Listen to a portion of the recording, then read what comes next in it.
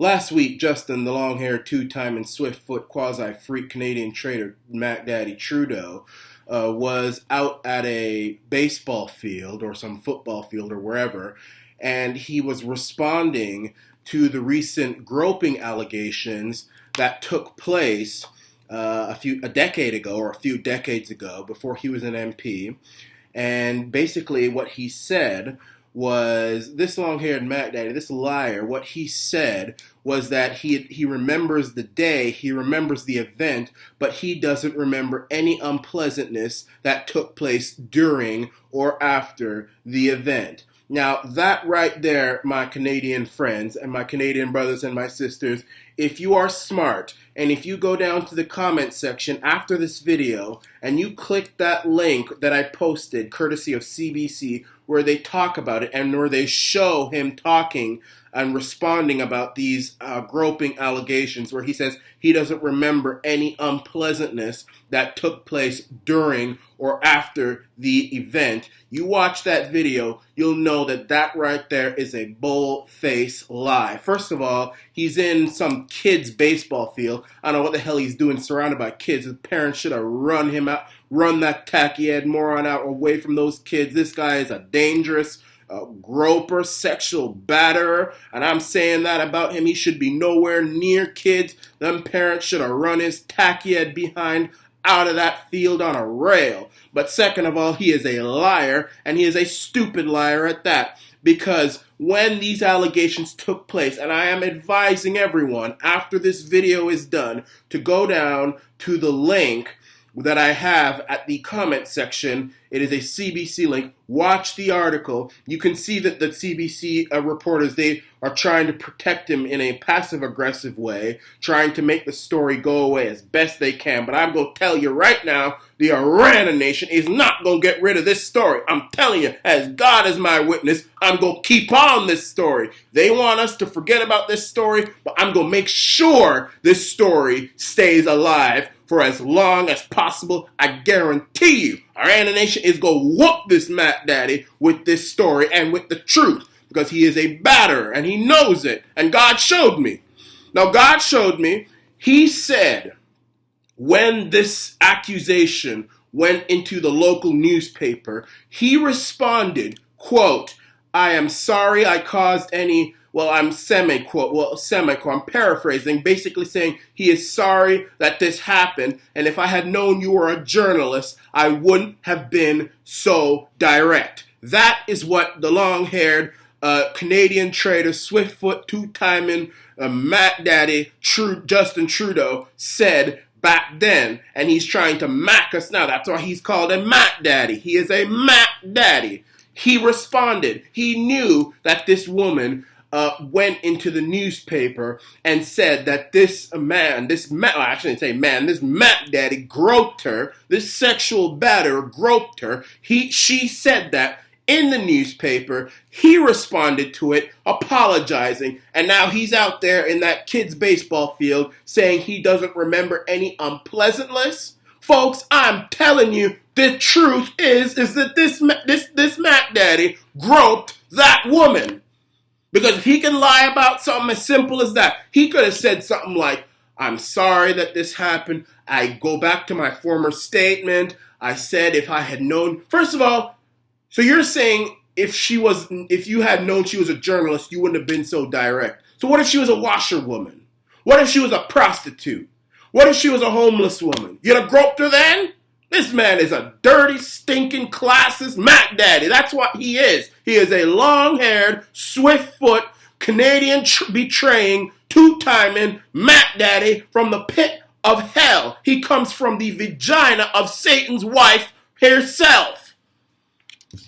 And now this man is saying that, "Oh, I don't remember any unpleasantness." Fool, you do remember the unpleasantness. You responded to it.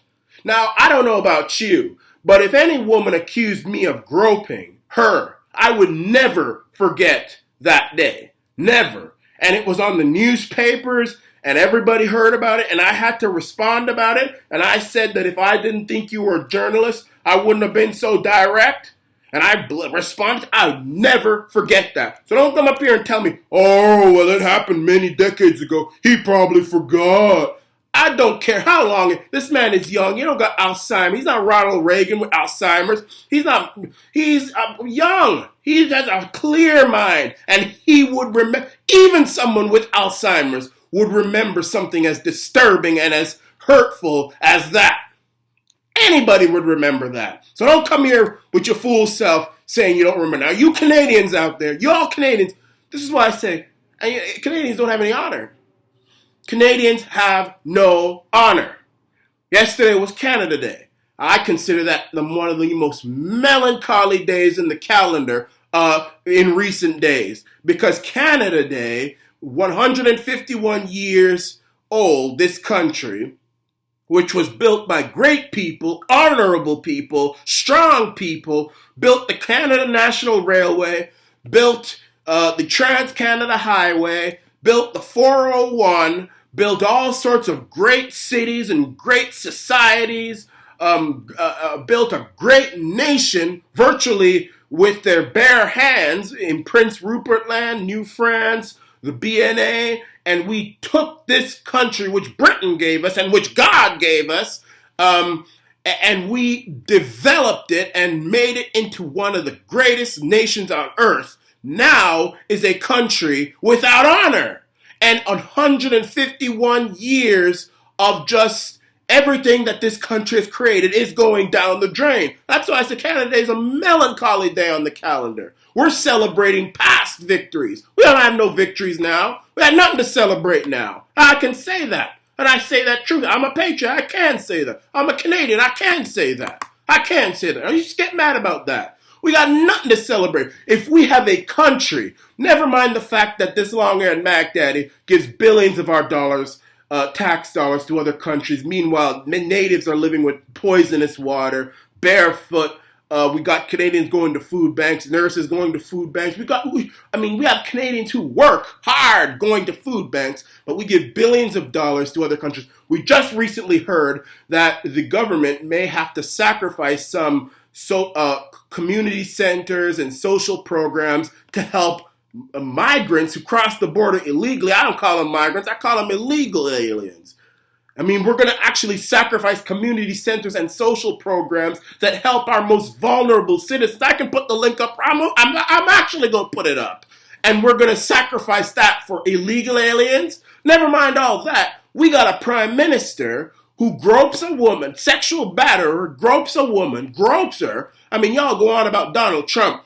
Well, Donald Trump may talk about groping and grabbing by the pussy and all that foolishness, and I came down on him for that. And y'all know I did. I came down on him. Yeah, he talks about it, locker room talk, but we got someone who's actually done it and then goes around and says, well, if I hadn't known you were so important, aka a news reporter, I wouldn't have been so direct. So he's classist. He'd grope a prostitute or some washerwoman out in the street, but he won't dare grope a news reporter if he knows she's that important.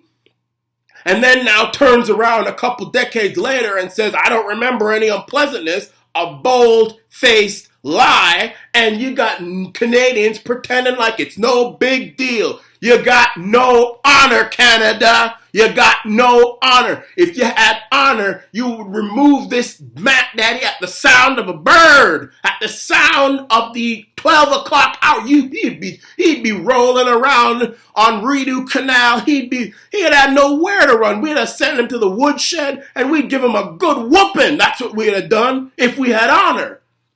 Hopefully we'll get rid of him in 2019, but I'm not going to hold my breath with you tacky-head Canadians. I mean, I love my country, but this man shouldn't have gotten in the Prime Minister's office in the first place. He shouldn't have. He shouldn't have. We had the richest middle class. We had low taxes. We had a balanced budget. All this stuff. No, Harper was not perfect. He was a bit of a globalist. I'll admit that. But he was better than this long-haired, two-timing, swift-foot, groping, sexual batterer, quasi-freak, vice president of the lower region of hell, Mac Daddy Justin Trudeau, with his tacky-head self.